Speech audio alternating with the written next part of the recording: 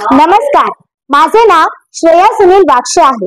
आज मी आपल्या समोर अहिल्यादेवी होळकर यांच्याविषयी माझे 2 शब्द मांडत आहे। चला तर मग सुरुवात करूया।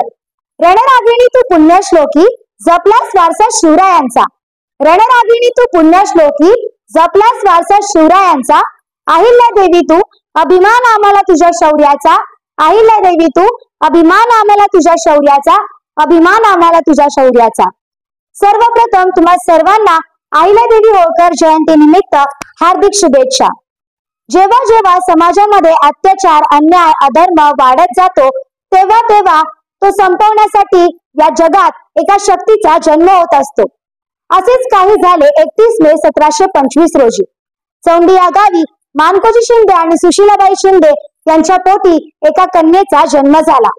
धनगर कुटुंबामधल्या त्या कन्येचे तेज पाहून साक्षात सूर्यही लाजला। त्या कन्येचे नाव अहिल्या असे ठेवण्यात आले। ही तीच महिला जिने सत्तेचा मंत्र वापरून विकासाचं तंत्र या हिंदुस्थानाच्या मातीत राबवलं। ही तीच अहिल्या जिने चूल आणि मूळ समाज व्यवस्थेला जुगारून देऊन एका हातात शस्त्र आणि दुसऱ्या हातात शास्त्र घेऊन तब्बल 29 वर्ष आदर्श राज्यकारभार केला। अहिल्याबाईंना लहानपणापासूनच तलवार चालवणे, भालाफेक, युद्ध करणे अशा बऱ्याच क्षेत्रांमध्ये शिक्षण व प्रशिक्षण दिले जात होते। हीच होती त्यांच्या व्यक्तिमत्व विकासाची सुरुवात। अवघ्या वयाच्या 8व्या वर्षी शूर आणि पराक्रमी सरदार मल्हारराव होळकर यांचे पुत्र खंडेराव होळकर यांच्या सोबत अहिल्यांचा विवाह झाला। मल्हाररावांच्या आशीर्वादाने आणि मार्गदर्शनाने अहिल्याबाईंच्या वाटचालीस सुरुवात झाली।